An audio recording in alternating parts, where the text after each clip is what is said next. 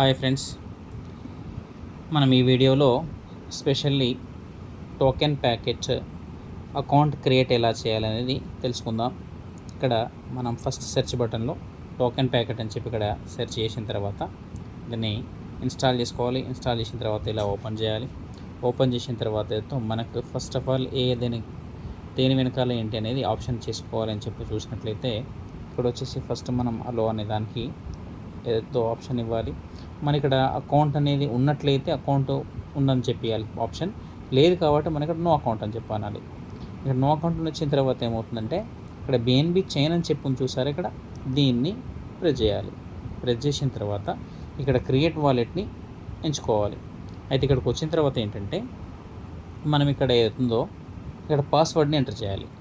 ఈ పాస్వర్డ్ ఏదైతుందో ఇప్పుడు నేను ఎంటర్ చేస్తాను, ఒకసారి గమనించండి. ఓకే, ఇక్కడ ఏం చేశానంటే ఒక 8 అంకెల పాస్వర్డ్ని ఎంటర్ చేయమన్నారు. అయితే ఇక్కడ ఎంటర్ చేసిన తర్వాత ఏం చేయాలంటే ఇక్కడ ఎంచుకోవాలి. ఈ బాక్స్లో రైట్ మార్క్ని ఎంచుకున్న తర్వాత క్రియేట్ వాలెట్ అని కొట్టాలి. అయితే ఇక్కడ ఏంటంటే రాంగ్ పాస్వర్డ్ ఏమున్నది, మేబీ మరోసారి కొట్టి చూద్దాం. ఓకే, ఇక్కడ పాస్వర్డ్ అని ఎంటర్ చేయడం జరిగింది. అయితే ఇక్కడ మనము స్ట్రాంగ్ పాస్వర్డ్ ఎంటర్ చేసినట్లయితే ఇక్కడ గ్రీన్ సింబల్ వచ్చింది చూసారా, అలా వచ్చింది.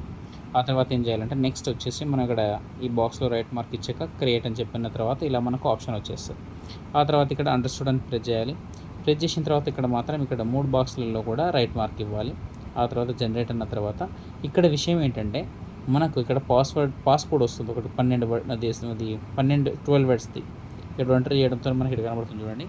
వీటిని మాత్రం అతి జాగ్రత్తగా ఇన్ ఫ్యూచర్లో మనము మన యొక్క రికవరీ కోసం ఈ అకౌంట్ అయితే మొబైల్ మారినప్పుడు మాత్రమే తప్పనిసరి అవసరము. కాబట్టి ఏం చేయాలంటే దీన్ని జాగ్రత్తగా రాసుకోవాలి. ఇంతకుముందుకు ఇచ్చిన పాస్వర్డే కావచ్చు ప్లస్ ఇదే కావచ్చు.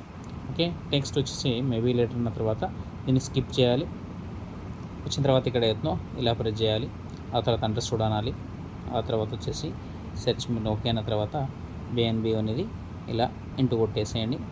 ఇక్కడ వచ్చేసిన తర్వాత మనము చేయవలసిన ముఖ్యమైన పని ఏంటంటే ఈ రిసీవ్ని ఎంచుకున్న తర్వాత నెక్స్ట్ ఇంటూ కొట్టిన తర్వాత ఇక్కడ ఏదో చూసారా BEP20 అని చెప్పి ఇది మనకు బీపీ వ్యాలెట్ కోడ్. అయితే దీన్ని చేయాల్సింది ఏంటంటే ఇక్కడ QR కోడ్ కనబడుతుంది కదా, ఈ QR కోడ్ కింద ఏదైతే ఇక్కడ రిసీవర్ కనబడుతుందో రిసీవర్ ఏదైతే కింద ఇక్కడ కాపీ అనేది ఉంది.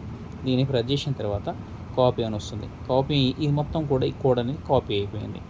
దీన్ని తీసుకెళ్ళి మన యొక్క ఏదైతే ఐడి ఉంది కదా, SRME ఏదైతే ఐడి ఉంది కదా, దాన్ని ఓపెన్ చేసి దాంట్లో ప్రొఫైల్ ఎడిట్లోకి దాంట్లోకి వెళ్ళిన తర్వాత బ్యాంక్ అకౌంట్ దగ్గర ఏదైతే మనకు వ్యాలెట్ అడ్రస్ బాక్స్ ఉంటుంది ఆ బాక్స్లో వచ్చేసి పోస్ట్ చేయాలి.